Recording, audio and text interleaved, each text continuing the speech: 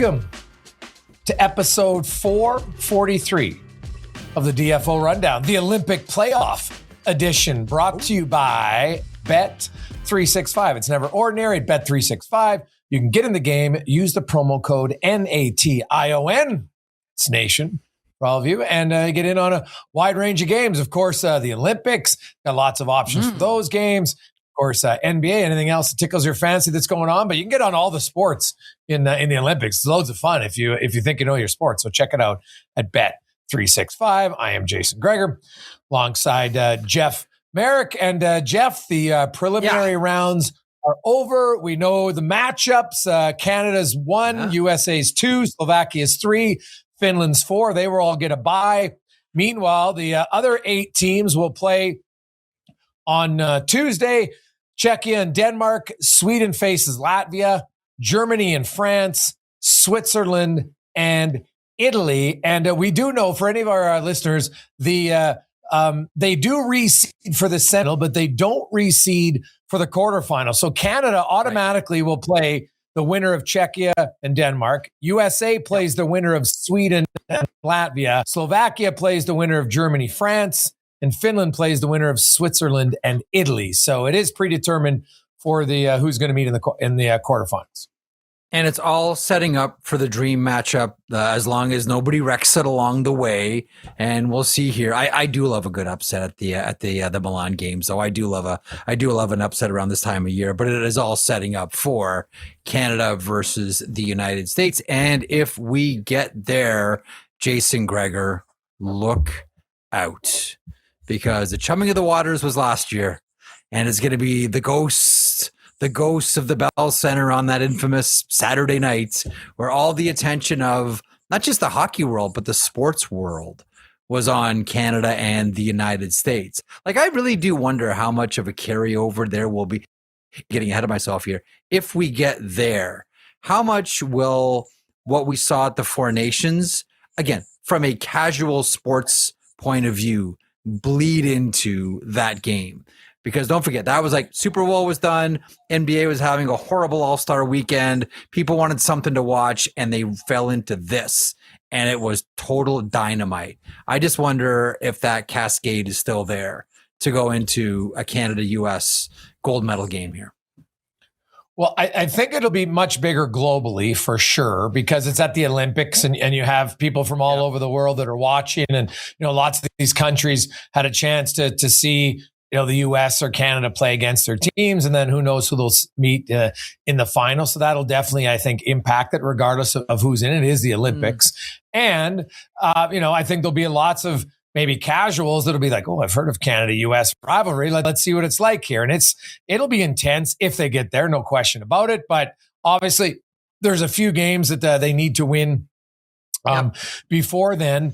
I will say it's a little odd. Like, I understand how, the number 1 seeds all get the 3 top spots and then the best number 2. But after that, if it's me, like I'll say this, Slovakia winning their division was unreal, because, you look at they're in the number 3 seed. Finland's number 4. Sweden does have the 5th most points, but because they're 3rd, they slot in behind Czechia and behind Germany in their own pools, kind of oddly enough, and away they go. So, Sweden kind of, historically, like I was saying this on our post-game show with Tyler Yaremchuk on Sunday afternoon, that, Sweden is usually my second favorite team, right? Sweden's usually a team that if Canada bows out, that's a team that I'm cheering for, and I always want to do well. This probably goes all the way back to the 1970s as a kid, watching Canada Cup 7-11 Borje Salming, and by extension, Team Sweden. That's probably what it is psychologically for me. But I always find myself cheering for Sweden. And part of it is I always say these guys are better than they show, but Sweden always has something something unique attached to them. And for the Olympics, it's the point that you just raised. And for the Four Nations, that's a team that didn't lose in regulation the entire tournament. Like, Sweden, for whatever reason, either of their own doing or some other reason, always finds a way to let the games get away from them and to step on the rake, and weird things just happen to Team Sweden. I still love them. I would listen. I'm cheering for Canada as a proud Canadian. I'd still be happy if they could turn this whole thing around and finally do something here.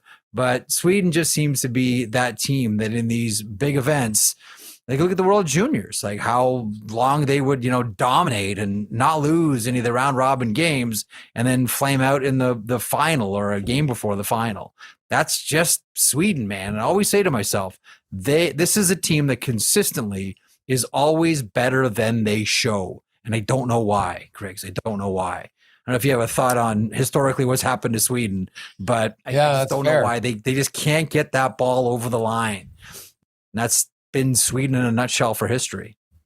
Yeah, I don't have an answer as to why that's been the case, but you're right. It's funny because Finland's the team that usually kind of punches above their weight class in a lot of these international events. You look and say, yeah, they're a good team, but they come up and they win lots of key games at times and some upsets. Yeah. Whereas Sweden, you look and say, God, Sweden's roster this year is really good. Now, Sweden, of course, did win the gold in 2006. So I know some Swedes are like, what are you talking about? But I think overall, if you look, they would probably admit that there are other times where they were expected to do better than they did, where a lot of times Finland has kind of, and who knows, maybe we're underestimating Finland coming in sometimes, but Sweden has had a few tournaments where you look and say, man, I think we should have been better. And, the U.S. would probably say the same thing lately to say, hey, you know what? I think we're there. They obviously feel like, if they don't win the gold this year, they'll obviously be disappointed. But, from what I've seen, and it's really hard for me to look at Canada and U.S. and really gauge like how good they are. They've done, like, I look at Canada, they dominated France and they dominated Czechia, who I don't even know if half their roster is NHLers, and same with Switzerland. Like they haven't played a Finland, and haven't played a US or haven't played a Sweden yet, and and that's okay, right? Like that's what the prelim rounds are like. It's like in the 100-meter dash. You know what? When you're running and you're beating everybody else, you're Usain Bolt. You're like, yeah, well, we know he's fast, but eventually he'll meet the other guys, and then he still beats them. But I'm looking forward to it. Like, I hope it happens. I would love to see a Finland-Sweden matchup somehow too, just because those rivals are unreal. And that's what, like, I remember watching the Four Nations and watching Finland-Sweden. I thought this was awesome because those two nations, well, they respect one another. They literally hate each other in hockey, which is awesome. That Finland-Sweden matchup that we just saw, Griggs, like that was the Finland-Sweden matchup that I grew up with. Like real hate, real nasty, off the face-off, in the corners, after the whistle, all of it. Like that most recent Sweden-Finnish game from a couple of days ago, like that one was, okay, that's, whether you watched it or not, you always hear, oh, the Swedes and the Finns don't like each other. They don't like each other. If you'd watched in like the 70s and 80s and into the 90s, these two teams, you really got a glimpse of how much they hated each other. And for the first time in a while, that game a couple of days ago, I was like, oof, that's the Sweden-Finland rivalry that I grew up with. I just loved it. I absolutely loved that game. And listen, good on Finland as always for winning that one. But man, that one had some old school Finnish-Swedish bite to it, Griggs. Well, yeah, it did. And you mentioned earlier how Sweden, at times they're like, God, they should be better. Well, they should have had the number 3 seed. They had it, and they kind of just gave it away. In that final game, it's crazy. And Slovakia is cheering, and they're like, God, we lost the game, but we won the pool. And it's it's kind of, I love the honesty from the players involved, but that's a really good example of where Sweden kind of made it harder on themselves, because now instead of facing the winner of Germany and France in the quarterfinals, they got to face the USA if they beat Latvia, which they should in the quarterfinals. So that's that'll make it a much tougher game for them, no question about it. Quick thought on that Sweden Slovakia game, which by the way I just thought was an absolute banger of a game. Like that may have been the most entertaining and interesting game of the entire and so far. I loved every moment of that game, like the emotional roller coaster that it was, the weird finish. I cannot imagine the feeling that Lucas Raymond must have had, not just going into the box, but then watching Slovakia score. Like there are some times where you just don't want to come out of the box, where you're just like, I don't want to make that skate. And I can't imagine the feeling of Lucas Raymond standing up, opening the latch, opening the door, and getting back on the ice, and how he must have felt at that moment. Like, was the slash worth it?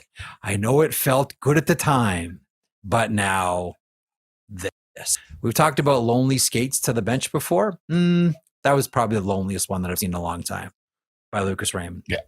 Yeah. A few things to discuss.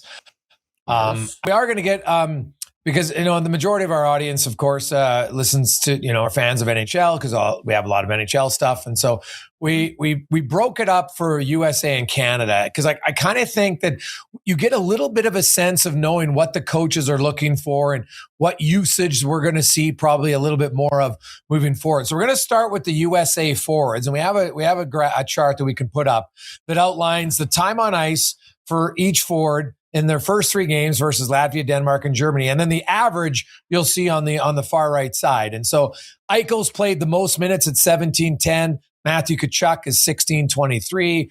Austin Matthews, 16:18. Boldy, 15:33. Gensel, 15:13. And Brady Tkachuk, 15:04. Those are basically kind of their top 6 that they've ran with. Then you've got Dylan Larkin, Nelson Miller, Jack Hughes at 12 minutes. Kyle Connors played 2 games. He didn't play today, and he's averaged 10:35. Yep. Thompson's at 10:03. Keller played 1 game today, 9:51. And then Vincent Trocheck has played all 3 games, but he's at 9:17 per game. Anything stand out to you other than the fact that they seem to have a pretty clear cut on what their top 6 is? First of all, I think Jack Eichel has just been outstanding. Again, I know the 3 games weren't against elite competition, but man, does Eichel look good. Like Eichel looks fantastic here. The number that jumps out at me, and I just thought that they were gonna use him in more of a scoring position as more of a scoring threat. I'm kind of surprised that Tage Thompson is only around 10 minutes. Like, that's the one that jumps for me. First of all, and we'll see this probably with the Canadian time on ice as well for the forwards. I'm a big believer that outside of, playoff games or must wins and all that, I don't know that you want your forwards to play more than 20 minutes, but at the same time, I don't know that you want any of your, fourth line guys to play any fewer than 10. To me, it's like managing the bench in a tournament like this or going through a regular season. You want the range to be between 10 and 20. You don't want your forwards getting into the 20s, and you don't want your bottom guys getting into the single digits. Do we see that? Yeah, we do with Vincent Trocheck. Clayton Keller, as you point out, has only played the 1 game. But basically, everything here is between 10 and 20, which to me, in the round robin, is the sane way to run your bench. Eichel's been their best player. He's getting the most ice time. Listen, I thought that Dylan Larkin was going to have more of an impact than he's had coming off his performance at Four Nations, where he was flat out, I thought, the best forward that the United States had. Jacob Slavin was their best defenseman, probably the best player in the whole tournament, and Dylan Larkin really carried it up front. I thought that he was going to get more ice time, but Thompson surprises me. Eichel doesn't. He's been the belle of the ball for the United States. Other than that, I'm kind of surprised considering, JT Miller hasn't had the best of all possible tournaments so far, that if there was anyone who was going to be in the 9s, it might have been him, but still his line is going to be in there in double digits. So nothing outside of Thompson really jumps out at me positively or negatively. What about you, Greg? Thompson was the guy for sure. And, the 13th forward is the only reason I think why those guys are in the 9s. Like, if you took Trocheck out and said, okay, there's 9 minutes, you split it off across the 3 guys in the 4th line, they'd all be closer to 12, right? Because they kind of rotate. They've kind of got their 3 lines, and then Connor, Thompson, Keller, and Trocheck kind of seem to be rotating in on the bottom guys. I'll be interested to see if they make it. Like when they play Sweden, let's say in the quarters, what are the matchups going to be? And are we going to see even more of a disparity of minutes a little bit? And because you're right, like none of the games are overly tight, so you're never having to worry. And these guys are all really good players, but the truth of the matter is your top guys are still better than your 4th line guys, even on an Olympic team. That's just how it rolls. Yep. So I'm kind of curious there. What is interesting though, is when we look at their defense, and there's 2 things that stand out to me. On USA's defense, as Pat will put that one up. The number one thing is You bring Jackson Lacombe over and you're playing Latvia, Denmark, and Germany, and you can't play him in one of those 3 games. I find that a little odd. Like, you're telling me he couldn't play 10 minutes a game against one of those 3 teams? Like, I'm a little surprised there. Quinn Hughes, no surprise, he's played the most of any American every game. He's averaging 22 minutes and 11 seconds. McAvoy's at 19:42. Werenski's at 18:19. Faber's at 17:03. Jacob Slavin's only at 14:47. Sanderson 13:43 and Hanifin 11:09. The fact that Hanifin's playing 11 minutes is why, the minutes are down from your third pair. I'll be curious what they do maybe when you get to the playoff round. And I look at Hughes and, even in a game with 7 defensemen, he's still playing 22 minutes a night. They obviously love him there. And, and understandably so, he's a really good D-man. But I'm a little surprised at Slavin's number because he's their best pure defender. And I maybe they're just saving him, Jeff, because I think if you get up against Sweden's forwards and then Canada's forwards, they're a little bit better than the ones they faced. And you're like, hey, who's our best pure defender? It's Jacob Slavin. And that's why, and I share that same curiosity as you do. And the way that I'll sort of rash it in my own head is, don't burn him out until we need to play the hard matchup game. Like Sullivan hasn't had to match up hard at all. No. But rest assured, when they start facing tougher competition here, Jacob Slavin is going to be on the ice a ton, right? Like if it gets, and that's going to be one of the curiosities too that I have. Like, who's that? If it gets to Canada versus US, who's Slavin going out against? Is he going out against Connor McDavid, Nathan McKinnon, Sidney Crosby? That's I know it's a murderer's row up front. It's a bunch of, it's like 13 assassins for Team Canada. But that's what I'm going to be really curious about too. Should we get there, who's Slavin going out against? I share the same interest with you about Jackson Lacombe. And I'll be honest with you, when he was named to the team, my first thought was, and this is kind of like Seth Jarvis for Team Canada, he's there to kill penalties. Like, we need someone who's a really good penalty killer just in case. That's why Jackson Lacombe is there. Good skater, like good player, young guy, developing all of it. But I looked at Lacombe and said, yeah, you know what? He's there for a game where they might need a penalty killer. But having said that, the round robin, like you're playing, with all due respect, Latvia, Denmark, Germany. You can't find something in there for Jackson Lacombe? Might need him when the games get a little more serious here. That was interesting to me. As for Quinn Hughes, it's the natural temptation, right? Pick a coach. You look down the bench and Quinn Hughes is looking up at you like, I'm good to go. How do you say no? He's your best defenseman. He's the most efficient at shuttling pucks and creating offense. I don't know. That's like, Don Cherry would always tell the story about whenever Bobby Orr put his hand on the boards, that was Bobby's way of saying that I'm good to go back out there. When you see Quinn Hughes essentially doing what Bobby did, putting his hand on the boards, like, hey, I'm good to go here, Sully. How do you say no to Quinn Hughes? Oh, and he's been great. It's valid for sure. Like, I'm a big Zach Werenski fan too. Same. I like him a lot for Columbus and what he does. And USA's defense is very mobile. They're not the biggest group collectively, but they're extremely mobile. And it'll be a good matchup. Like, obviously they're going to be even if they take on Sweden, I still see them as a pretty strong favorite. Obviously maybe, that might be the toughest it's funny. The US might have the toughest second round, like the toughest quarterfinal draw if Sweden wins, no question in my mind, because 100%. Czechia, 100%. Germany, Switzerland, yeah, they're good, but I don't put any of them in Sweden's category. So that's just kind of the luck of the draw. Hey, you want to get to the final, you got to beat some of the other good teams. That's just how it goes. So we'll see. Sweden's like a legit candidate to win the gold medal here.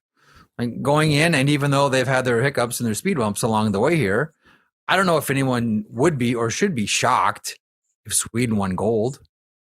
Like, you look at the roster, you look at the players, and you say to yourself, oh, okay, you get a couple of, I know their goaltenders have been a little bit hard to hit here, but they get a couple of bounces and get a couple of saves. Sweden should be right in there. So I'm with you. Like, that's, if USA gets Sweden, that's the toughest. That's the toughest game there. Yeah, for sure. Now let's get to the Canadian forwards. And Connor McDavid, by the way, 9 points in 3 games. Sidney Crosby owns the Canadian record for NHL players for most points in the Olympics with 15. And this is his third Olympics. McDavid already has 9 points in 3 games. He's got the most points ever in one Olympic year by a Canadian. And he's still got, I guess at least 3 games to go here. So, it's probably he's getting to double digits for sure. I don't know if he's going to average 3 points every night, but no surprise. He's played the most, but he's only played 1657 on average. Celebrini is second at 1606. McKinnon, 1603. Marner, 1546. Stone, 1536. Hagel, 1530. Then Crosby, 1509. Suzuki, 1337. Little surprise, maybe Reinhardt down at 1237, 1227 for Wilson. And then the 4 guys that kind of rotate on the fourth line, Bo Horvat, 1017, Jarvis in 2 games, 957. Marchand's only played 1 game, and we'll get to that at 919. And then Sam Bennett has been at 903. The big story to me is just how well Macklin Celebrini's played. He's got 4 goals, including a penalty shot goal earlier today, and he is, he's looked fantastic. I think the players love him just because they're like, God, I don't think I was this good in the Olympics at 19. Like none of them were even there at 19. Crosby should have been in hindsight, but we don't need to revisit that. But you look at Celebrini, and he's fit in very well with Connor McDavid at 5-on-5. Well, he's been playing in the NHL for 10 years, right? Oh no, sorry, it just feels like he's been playing in the NHL for 10 years. He's Doughty in 2010 when it was like, wow, he's pretty young. Hockey Canada, like in the NHL era of the Olympics. And he ended up being one of their best defenders by the end. It was like, you know what? Doughty's coming along for the ride. We got some vets here, and Doughty's going to come along for a little bit of playing time, a little experience. We understand what Hockey Canada is doing. And by the end, like Drew Doughty's like on your first pair. Get the same feeling about Macklin, Celebrini, and more. And rightly or wrongly, and I think wrongly, he's always going to be compared to Connor Bedard. But no one's even mentioning Bedard anymore. Like, when's the last time you had a conversation with anyone here about how Connor Bedard belongs on this team? Like, Celebrini is just so light years ahead of anybody in his cohort. And the goals are the goals, the points are the points, but the play in his own zone, like that's where the players learn to respect you. And you're right. Like all these guys love him.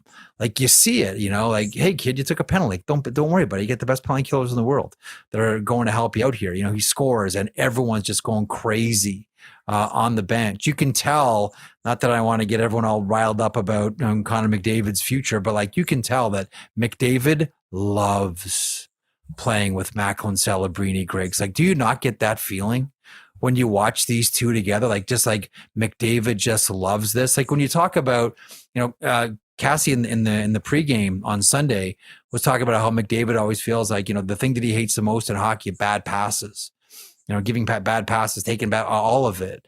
And she brought up Jesse Puljujärvi and how he always gave bad passes. He was also a drill buster, and that's why a lot of the Edmonton guys didn't like him, as you all know. But still, like the effortlessness at which him and McDavid work together, pass, know where they are, find each other, can think of the same wavelength. Like, we're really watching something that with a robust internal calendar, we're going to see a lot of for the next 10 years.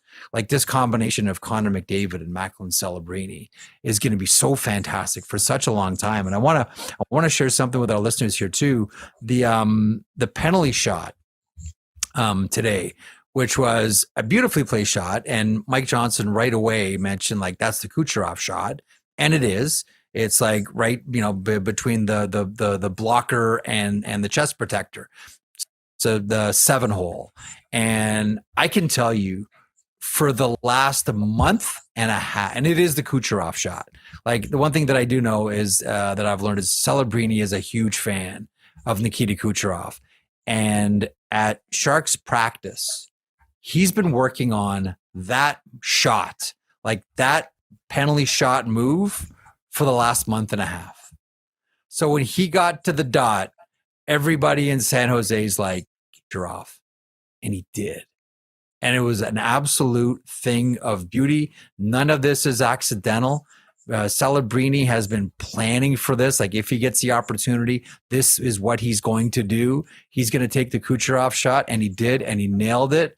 And it's like just like a thing of beauty to watch. And already 19 years old, and this kid's already hitting a stride where he's hanging with all the top dogs that are all in the conversation for the Hart Trophy, and they all have rings and medals and all these things. It's a beautiful thing that we're watching here with Macklin Celebrini, because I just can't get enough of it.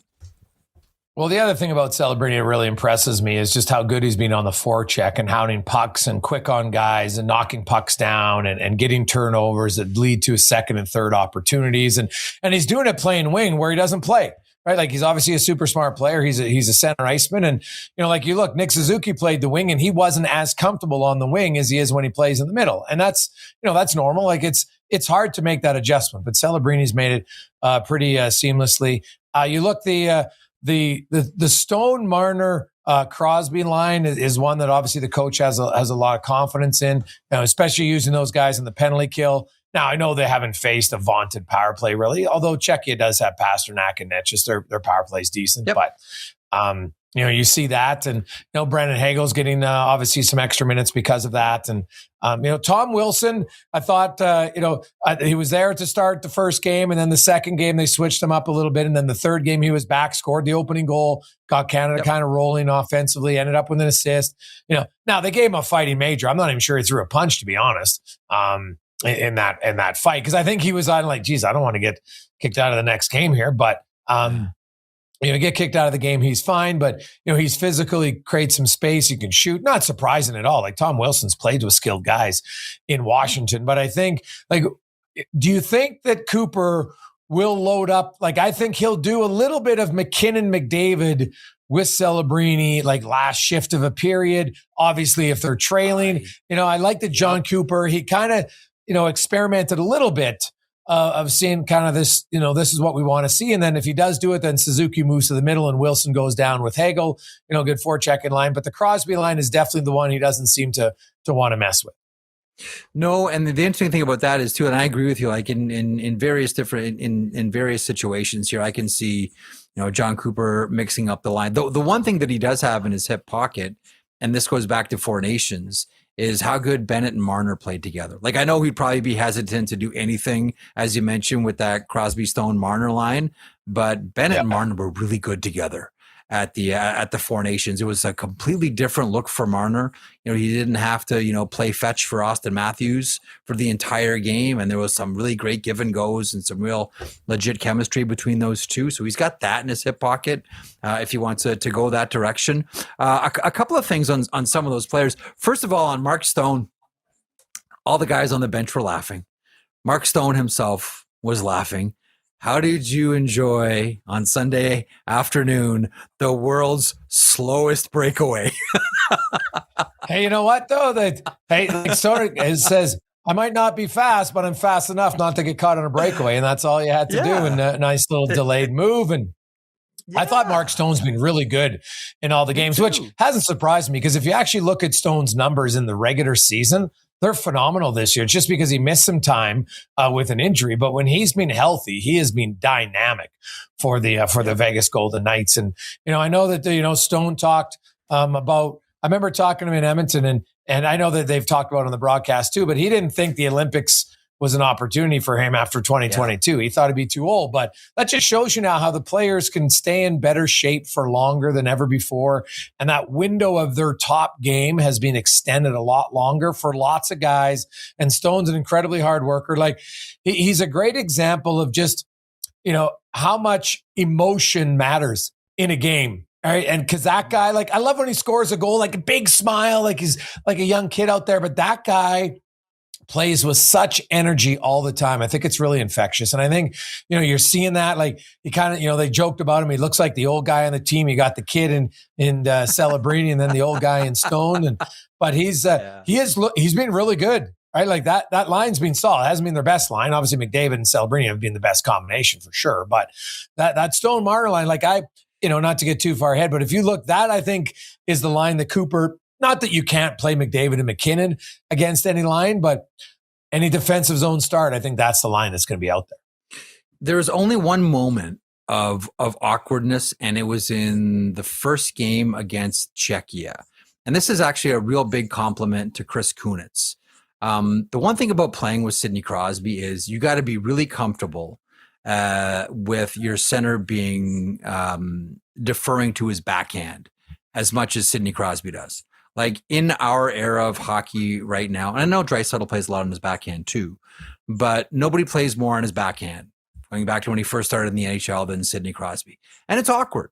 And there's only one moment, it was on a zone entry against Czechia, I think it was the second period, where Crosby got the zone and backhanded it to Mitch Marner, who clearly was not expecting it. Like, he's not used to playing with a center who plays on his backhand as much as Crosby. And he kind of went like, oh, geez. And it was kind of like a fumble and a turnover, and it was back the other way. But other than that moment, Jason, I haven't seen one moment where the line has looked uncomfortable. One, it's Crosby. He's always in the right position. Two, you have Mark Stone, who's probably going to go down alongside Marian Hossa as one of the best players to never win the Selke Trophy. Although how many years has he deserved it? But we don't give it to wingers. We only give that trophy to centers for whatever reason. That's a discussion for another show. And then you have one of the most creative players in Mitch Marner. And I always think that that's what makes a successful line. When you have three elite players that do three distinctive things. Like Marner is a completely different hockey player than Sidney Crosby, who's a completely different hockey player than Mark Stone, who's a completely different hockey player from Mitch Marner. All three guys, you think about like that Islanders team with like Trottier, Bossier, and Gillies on the top line. All three guys, that's why it worked. All three guys did such distinctive things, and there was no skill overlap. Like, I'm sure you've seen lines before, like, oh man, look at these guys, they have all kinds of skill. Yeah, but they all do the same thing. And that's why the line's not going to work. And you look at that Crosby line with Stone and Marner, and you say to yourself, this thing's got to work because they're elite players, they're elite thinkers, they're smart hockey players, and they all do different things. And I think that's why this one really, really works. They're three smart hockey players who all have a unique skill set. Like Crosby ain't going to do what Marner does, and Marner can't do what Mark Stone does. And that's why this whole thing works. I think anyway. Yeah, no, that's totally valid. Now let's quickly get to the Canadian defensemen and the usage we've seen from them. Obviously, all 8 have played because Josh Morrissey got injured in the first game. He's only played 7 minutes. We did hear that Marchand's going to be ready for the playoffs. Haven't heard yet if Morrissey is for sure. But no surprise, Cale Makar. But he's at 19.32. Harley's at 18.01 per game. Taves 17.42. Parayko 16.35. Doughty 16.16. Shea Theodore 15.67, and then Sanheim has played the last 2 games. He's at 14.35. Now Sanheim did play the most minutes against France. Obviously, it was a blowout game, so I think that probably plays a part in it. But I also think that because he played the fewest minutes against Switzerland. But from game to game, they've kind of switched around. Obviously, I think Taves and Makar are the 2 guys that we're comfortable with. But I've really liked Thomas Harley's game a lot. Bingo. And I know Parayko, people didn't love the play in the first France goal. And yeah, I get it. It's not great, but there's been lots of times where Parayko shut them down. Doughty's, maybe the most impressive thing for me is how good Doughty's been at knocking pucks down on dump-ins that thwart a dump and chase so often. So I'm kind of curious to see who they'll use. And maybe if Sanheim, will we see Sanheim with Harley more? I'm kind of interested to see that potentially as they go through with him. Or was it just because they played France, Jeff? Do you think that he played the most minutes? It's a great question. I'll tell you what. I think part of it is let's get Travis Sanheim some playing time here. I just want to like echo and amplify your point about Thomas Harley. This has not been a good year for Thomas Harley. Make no mistake about it. Like, this has not been a good year for the Dallas defenseman. And going into the Olympics, one of the things we were talking about, I think everybody's talking about, is like, what are you going to get out of Thomas Harley? So good at the Four Nations. That was a coming out party for Thomas Harley. What was he going to be like here? And again, it's Czechia, Switzerland, and France. But Harley's been outstanding. He really has. And to your point about Drew Doughty, the one place where I see, and I'm glad you mentioned knocking down pucks, because his board play with his stick in all 3 games has been elite. Like it's tiny little like poking away pucks on the boards. How many times have you and I talked about like that's where games are won. Games are won along the boards. Everybody wants to play in the middle of the ice. That's the spotlight area, right? That's where everyone wants to be in the middle of the ice. But the game's won along the boards. I think Doughty, and it's all with his stick. Doughty's stick play along the boards, I think has been outstanding. Morrissey did skate on Sunday. I think everybody knows that by now. So Morrissey skated on Sunday. What that means for the remainder of the tournament, nobody knows. But, I know the temptation is there. Hey, Josh Morrissey's helped to get him right back into the lineup and get those big minutes going because he's one of your top defenders, even not knowing the injury, but it's got to be something at least relatively significant to keep Morrissey out this long. This is going to be an interesting conversation, an interesting situation if he's cleared to go, what John Cooper said about where you want to use him and how you want to use him. And to the point of this exercise, how much you want to use him. What do you think, Riggs? Yeah, it's a good question. It's tempting. Cooper, right? It's Josh Morrissey. He's Josh Morrissey. Yeah. Like it's, you gotta, unless I know what the injury is, you gotta know what the doctor, and you gotta trust your doctor to say, hey, okay, like, is the guy good enough to play? Great. But now the difference is if this is the playoffs, you don't have the other options on your team in Winnipeg. Like most coaches don't, right? Like most coaches don't have 7 defensemen like this in the regular season.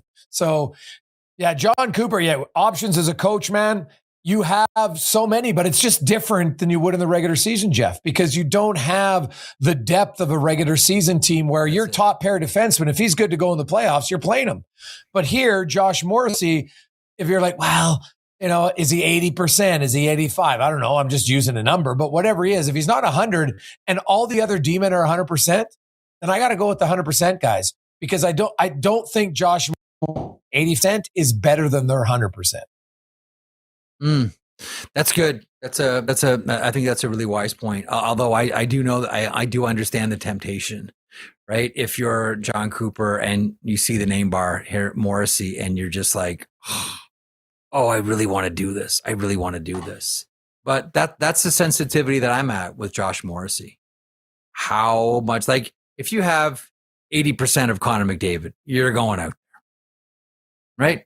But 80% of Josh Morrissey, you got guys here that are better than that. Hey, what'd you make of the Tom Wilson fight?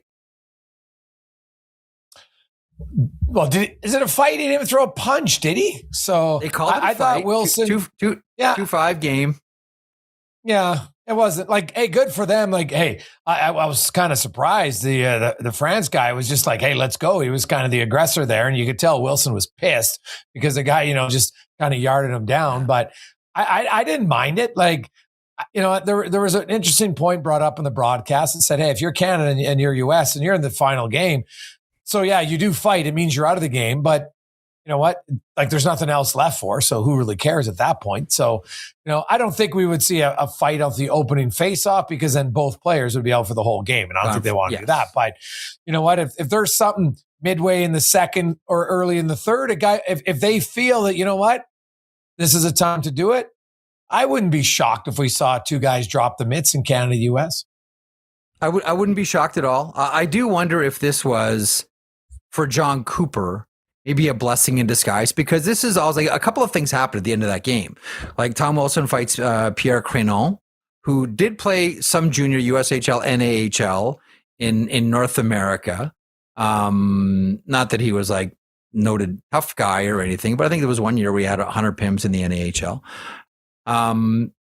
So there's that. And then there's also Nathan MacKinnon, who towards the end of the game, and you can understand why, got a little snappy and got a little bit undisciplined. And I just think about it from John Cooper's point of view, in that I wonder at it like, okay, this is the blessing. Now he can go to the guys and say, okay, it didn't cost us, but that's got to stop now. We can't do that. I know, Tom, I know what you're trying to do, and I get it. We can't have that. We can't risk you getting suspended. Nathan MacKinnon, you're way too valuable. You win like 65% of your draws. You're one of the best players in the league. You're guaranteed a goal on the power play you're Nathan frickin' McKinnon. We can't have you going after guys. It needs to be just focus on getting to the gold medal game. I wonder if Cooper sort of quietly likes this because now he can go to the team and say, guys, Tom had his fight. Nate went after a guy. Enough. If we're going to win this, it's going to be because of discipline. I wonder if, because I'm just thinking like as a coach, you need those moments so you can open up to your guys. And John Cooper got that moment for Team Canada to say, guys, enough. Yeah. You couldn't say that if they No, that's fair. It's probably a totally valid point, and I could see him saying, okay, enough. So, and that's why, Wilson's gloves came off. He never looked like he was kind of like, I've seen him fight before, man. He's chucking quick, right? Yes. Okay. 100%. Because I think that he thought, okay, if I start throwing here, I might be gone for a few games. But then when he got thrown down, all bets are off. And you saw him skate around the linesman to try to get back to engage. And I thought to myself, if he gets a hold of Crinault at this point, it's going to be bad. It's going to be bad for both. It's going to be bad for Pierre Crinault, and it's going to be bad for Tom Wilson because he's probably going to get supplemental discipline here, and he's going to be sat down. Yeah, but he wasn't, and he'll be ready to go on Wednesday whenever Canada plays the winner of Czechia, whoever they play, Czechia and Denmark. So it is Tuesday, Wednesday, then Friday will be the semis, and then early the gold medal game is 8 a.m. Eastern time, 6 Mountain, 5 Pacific time. So those are people probably now. I know that in Alberta they got lots of bars can open at 5 for a 6 o'clock puck drop. So I'm assuming some places in BC would have the same. But my goodness, you close at 3 for an hour and then you open right back up at 4 o'clock. So I'm sure there'll be some people trying to pace themselves to see it. Like it'll be loads of fun if they get in it for sure. One of those guys might be Pat Puff, who's going to join us now on the pod. Patty, how you doing? Yeah, it could be. I'm sure I'll find my way somewhere to do a pre and post game show for that, regardless of who ends up being there. But yeah, it's going to be an early one. This is when it gets exciting, though. So I'm happy. I'm happy to do it. The buy or sell a presentation of Bet365. Whatever your bet, it's never ordinary. Bet365. Download the app, get in on the game. Use code NATION. Bet365 must be 19 or older. My first question for you guys, talked about it briefly, but going back to the NHL. Kevin Fiala, obviously a huge loss for LA. My question is, buy or sell on LA using that 7.5 or 7.8 mil to make a big splash when the NHL returns, Greg? Jeff, go ahead. Yes. That's an easy yes. I don't think that the Los Angeles Kings want for 1 second to have Anze Kopitar's career end in the regular season. They want his career to end in the playoffs whenever that is. And I don't think we can lose sight of that. I think the Washington Capitals probably feel the same way about Alexander Ovechkin if this is indeed his final season in the NHL. So I do. They've made the splash with Artemi Panarin. And as we all know, the hardest thing for the Los Angeles Kings to do is score goals. Man. You lose Fiala here. That is a major dent in your armor, so I cannot see Ken Holland sitting on his hands. I think it's incumbent on Ken Holland. He probably knows this too. He's got to go out and he's got to use that LTIR space to bring in a scorer for sure. Riggs? Yeah, I think he will. I'm just not sure there's an abundance of scorers to be had. And because he already gave up Greentree, like who's he going to have? Like, will his package be able to match someone else who's looking for it? Because I do think he'll get someone, guys, but it might not be as high end of a score as he would like, simply because he might lose out on that bid. Yeah, I think that's fair. We'll go back to the Olympics for question number 2. No games tomorrow, but for Tuesday, if you take all of the favorites, Germany over France, Switzerland over Italy, Czechia over Denmark, and Sweden over Latvia, all 4 as a parlay is still minus 145. So my question is, buy or sell on all the favorites winning their games on Tuesday? We'll start with you, Greggs, I guess. Well, Switzerland for sure. I think Germany's a for sure. The Denmark Czechia, I just that might be the one. I still going to pick Czechia, but yeah, I will go with all four. But I think Denmark is the one where it might be like, oh, there's a little bit of a stretch there, or who knows? Maybe that 3 goals to start the second period for France against Czechia. They're like, no, that's not happening. I'll go back to a comment, Pat and Jason, that I made at the beginning of the show today, and that is, man, Sweden always finds a way to step on a rake. And we've seen Latvia do it before. They had the best fans in all of hockey. Sorry, Canada. Sorry, USA. Sorry, every other country. The Latvians fans, they show up, they drink, they party, they sing, they have fun. If their team wins, that's great. If they don't, well, that's great too, because we're here for a party. And the team works hard, and that's why they're fan favorites all over the world. And we've seen it happen before. Combination of like Sweden seems off again at this tournament. If I'm gonna pick one, underdog here, I'll go Latvia over Sweden. It's me. Because I love Sweden. I love the country. It is beautiful. I love being there. I love the athletes. I love the hockey players. I love all of it.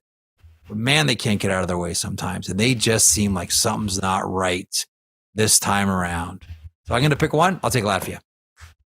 That would be an interesting one. If you add them into the parlay, it's plus 1146. But just for Latvia to beat Sweden, plus 700 on their own. So, I mean, it might be worth a couple dollars there, but it would be interesting for sure. And anything can happen in these games, so we've learned that over the years. Final question. You guys have talked about the lines a little bit and the players that have stepped in for either injury or just to get some time on the ice. But my question to you would be, like, it feels like Clayton Keller, Seth Jarvis are kind of the extra skaters for Canada and US. You mentioned Marchand maybe making a return. So barring no injuries, knock on wood, Mike, buy or sell, have we seen the last of Clayton Keller and Seth Jarvis in these Olympics? We'll start with you, Merrick. Wow. I really hope not. Now, I have a bias here. I really like Seth Jarvis. Seth Jarvis is one of my favorite players, and is one of the best interviews. And when his career is over, he ever decides to get into media, boys, let's go apply at the post office because he's taken all of our jobs. I find this guy, he's one of the most versatile players. He can play center. He can play wing. He's one of the best penalty killers, scores shorthanded goals. I love the way on 2-on-1s, the way he uses his speed to force defensemen into making decisions. And generally, he forces them into making bad decisions. I'm such a huge Seth Jarvis fan that even though I understand, okay, the easy play is Brad Marchand goes in, Seth Jarvis goes out, and that's probably the way it's going to go. I have a hard time because he was in my Seth Jarvis was in my lineup, but man, barring injury, it's the path of least resistance and probably the way it's going to go. I just hate it though. I just hate it. Yeah, the health of Marchand makes me think no on Jarvis. And like Clayton Keller one, I'm just kind of like, what? Like, yeah, I don't know. Like the Team USA just seems to like some guys that I'm kind of like we talked about Tage Thompson earlier. Like I'd be playing Tage Thompson way more than 10 minutes a game. I don't really understand what they're doing there with like JT Miller's playing way more than him. Like, I don't get it. So yeah, Keller, I could see it more so, especially because the coaching staff's like, hey, we're not even playing Jackson Clome yet. So I don't think they're going to really work if they don't play him. But I think Seth Jarvis, just the injury to Brad Marchand, and make no mistake, he's injured. Right. He played very limited minutes in his first game with Canada too. Right. So I think with Seth Jarvis, there's an opening. Now, I know Brad Marchand's going to do everything to want to play. No question about it. But he did play, only 9:29 in that game. So. Yeah, it's always weird talking about these guys as healthy scratches because I'm with you, Jeff. Seth's one of my favorite players to watch on the ice. And as you mentioned, his interviews off the ice, he just seems like a fun guy to hang around. His friends at the Olympics, it's just so fun to watch. And how can you scratch him now? His drinking buddies just showed up. That's a really good point. I hadn't thought about that, but exactly. Or maybe he'll just be hanging out with them and he'll have a good time. But it's always weird talking about these elite players as scratches. Yeah. But, something to watch for sure as the Olympics go on here. But that's all I've got for you from Bet365. Good stuff. Well, there you go. Now, speaking of like the Marchand injury, he's a guy I think that's playing a little bit banged up here, Jeff. And, you know, I think there's a few other guys. And I know that, you know, some people talk about, oh, look, you know, Kevin Fiala gets hurt and geez, you know what? There's a big risk here. I'm like, hey, wait a sec. So Kevin Fiala did get hurt, but Brayden Point got hurt in the regular season. Sorelli got hurt in the regular season. Brodin got hurt in the regular season. Svensson got hurt in the regular season. Seth Jones. And these guys all got hurt in like a few weeks prior. So guess what? You can get injured at any time. It's unfortunate for Fiala. No question. I know other guys, you know, John Tavares is one. There's been other guys that have been hurt at the Olympics, but you can get hurt at any point. It's not more risk of getting injured at all, because you could still play the 82 games in NHL. And I know, well, Gregor, that's 6 more games potentially for your team. Yeah, I understand the math. It increased it, but I don't think on a per game basis, the risk outweighs the reward for NHL. Amen. First of all, amen. And hockey, for whatever reason, has always focused on the small picture, when the big picture benefits are right in front of their face. The small picture is our bull got gored at the Olympics and we don't like it. Go ask Ottawa in 2006. Go ask the Islanders after Sochi what that meant for their playoff hopes when John Tavares went out.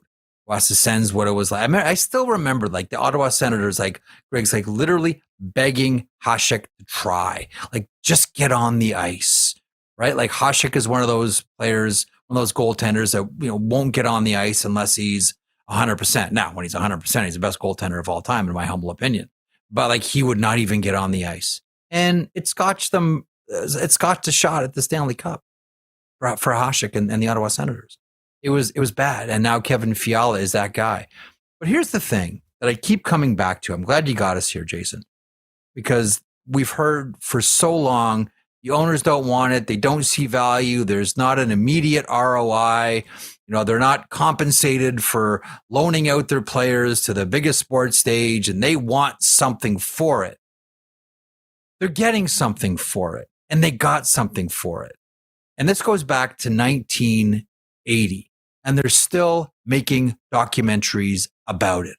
I'm not sure if you've seen the latest Netflix documentary on the 80 team. It is outstanding.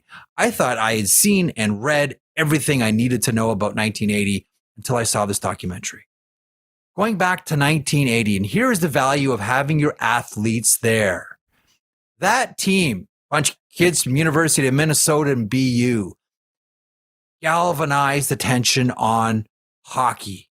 And the cascading effect was, how many American kids picked up hockey sticks? How many people that are in the Hockey Hall of Fame now did that because of that team? Is that a direct benefit to NHL teams? No, it's a long-term benefit having your players there. The issue was, and I always said this, would NHL owners feel the same way about not getting turned if America was winning gold medals? If the USA were consistently winning gold medals, Olympics after Olympics, you know, Lillehammer all the way to Salt Lake, all the way to Vancouver, all the way to Russia, if consistently the United States were winning gold medals, hockey was cool and everybody wanted to play, would we hear any owners squawk about, it's not worth it? Of course not. They'd be dying to send their guys, because they're getting generation after generation of hockey player, the likes of which we saw after 1980 with the Chelios, Roenick, etc. group, Mike Modano. The issue is the United States hasn't won gold medals. So if they've been winning gold medals, you wouldn't hear owners complain about we're not getting value in this. And the NHL would be falling over themselves to get their players in the Olympics. Agree or disagree with that one? Yes, 100%. Like this whole notion of, well, you might have an injury. Yeah, but you're talking about wanting to grow your game, right? Yeah, Bingo. like it's so low. It sucks for the Kings right now, but it's worth it. There's going to be an injury at some point, and it's worth it for the great. Like the Kings are in ninth place right now; they're not even a playoff team. It's worth it. It's worth it. I'm sorry to the Islanders after Sochi. I'm sorry about Hasek. I'm sorry about Kevin Fiala. I'm sorry. It's worth it. And baked into the pie for like when you're an NHL fan, baked into the pie is there's going to be injuries, and some of them are going to be really severe. And growing the game, this is all part of it. And Kings fans don't want to hear it right now. It's worth it. Sorry, it's worth it. Sucks. It's worth it. Yeah, it is totally worth it. I would agree wholeheartedly. So, Jeff, we will be doing a gold medal recap a week from today. So, will Pat be sober? Yeah. Well, the good news is you can go day drinking, start early in the morning, have a nap, and then still be fine. Right? That's the great part about it. Right? Put in a 6-hour shift, have a nap from noon until 5. You'll be fine. All right. Okay. All right. We're getting the second go around for Pat. He'll have like 3 days in one day. If it's Canada, the United States, and the gold medal final, that'd be great. Why wouldn't you? Good. So who's your prediction? Is it Canada, US? Canada, US, and in a one game. I always hate calling a one game. To me, it's when you have two teams like this. It's always a pick 'em. It's a coin flip. It pains me as a Canadian to say this, but I always say this, and I've just sort of talked about this a couple of seconds ago. For the quote unquote good of the game to grow the game. Like the way it's going to grow is by the United States winning more of these tournaments. Pains me as a Canadian to say this because I want Team Canada to win right now, specifically more so than in a lot of previous Olympics. But for the quote unquote good of the game, the United States has got to start winning some of these. They really, really do. What do you think? Yeah. Well, sure. But I don't think it'll happen. Canada looks really good, man. And I think they've got a lot of guys that are really, not that the U.S. isn't, but the difference is if you go through the lineup of the top dogs in the U.S. and the top dogs in Canada, Canada's top dogs they're just bigger dogs. That's just a fact, right? Like I love Jack Eichel, but are you taking Jack Eichel or are you taking Connor McDavid? I think everybody knows who you're taking. So then are you going to take Nathan McKinnon? Are you going to take Matthew Tkachuk? You're going to take Nathan McKinnon, right? So then you're going to take Jake Gensel or Sidney Crosby, and take Sidney Crosby. Are you going to take Matt Boldy or Macklin Celebrini? Probably at the rate you're going, you're taking Macklin Celebrini. So I maybe even if I put in Austin Matthews, right? Like the way like Austin Matthews or Sidney Crosby right now today, who are you taking? See, I thought you were going to go Austin Matthews, Nathan McKinnon. And the answer there is wow, that's sure. Okay. And and then, okay, so let's do that. But are you going to take Crosby or Matthew Tkachuk, right? It's a center or a winger. Probably still taking Crosby. Yeah. Right? So right now, would you take Matthew Tkachuk over any of Canada's wingers? Majority of them, yes. Celebrini now, he doesn't have the pedigree of Tkachuk in the playoffs, of course. But on a pure skill level, man, Macklin Celebrini, it'd at least be a close conversation, right?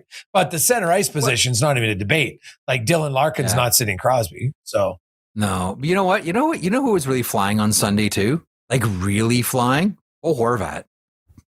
He was he's had a really good out there Sunday. Yeah, he's played. He was like, I'm like, when did Horvat's going back to like watching play at the London Knights in the OHL. His skating it's done a 180, but today Sunday he was just flying, Greg's.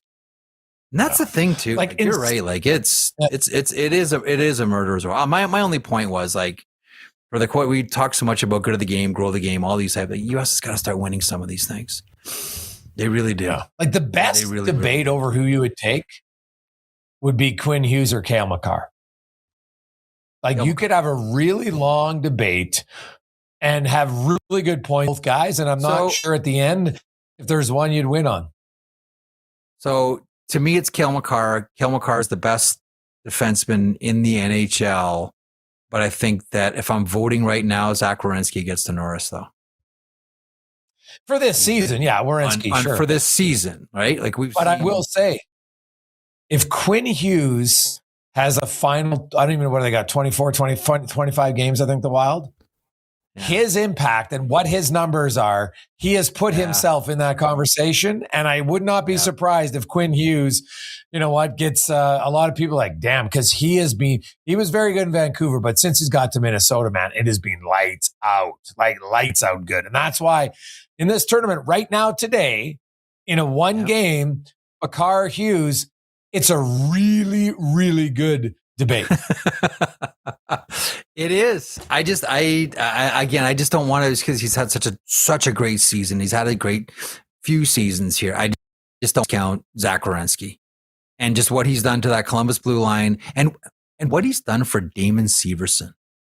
When's the last time you saw Damon Severson play this well? And it's not exactly a secret why. He's playing with Zach Werenski. I don't know. We're in a really cool era for defenders too. And now with the rise of Matthew Schaefer too, throw another one, and Lane Hudson's not there either. This is like we're going into those, and it's not going to be as good as, but we're going to go into one of these, and we're in there the beginnings now. We'll wait for Hudson and Schaefer for their roots to get a little bit deeper. That defensive golden era of like Niedermeyer and Pronger, and Nick Lidstrom. That was such a golden era of defenders that I still don't know that we appreciate enough, because maybe part of it was clouded by the golden era of goaltenders of Marty Brodeur and Dominic Hasek and Patrick Waugh and four. Man, that was a dominant period for some great defenders. Anyhow, we're there now with some of these guys. I can't wait, man. Playoff week. Awesome. Lots of playoff games. Yeah. I want to see an upset just because somewhere along the line, and maybe there won't be, but it would sure be nice to see one. So it's going to be a lot of fun. And of course, we'll be covering it wall to wall here on the Daily Faceoff. We got the rundown coming up with Rupper and I, kind of a semifinal one. We'll set up the final. Then you and I will break down the final next week. So enjoy the week. Jeff, thanks Pat. And thanks everybody for listening, for watching. We will talk to you later this week as we get closer to the semis and the finals here on the DFO Rundown, brought to you by Bet365. Hey, hockey fans, if you enjoyed that video, then make sure you hit the subscribe button right here on the Daily Faceoff YouTube. We have you covered for everything you need. Exclusive interviews on The Sheet with Jeff Merrick, all the latest hockey news on Daily Faceoff Live, and you can always get your morning started with Johnny Lazarus and Colby Cohn on Morning Cup of Hockey. Don't miss a minute. Hit that subscribe button.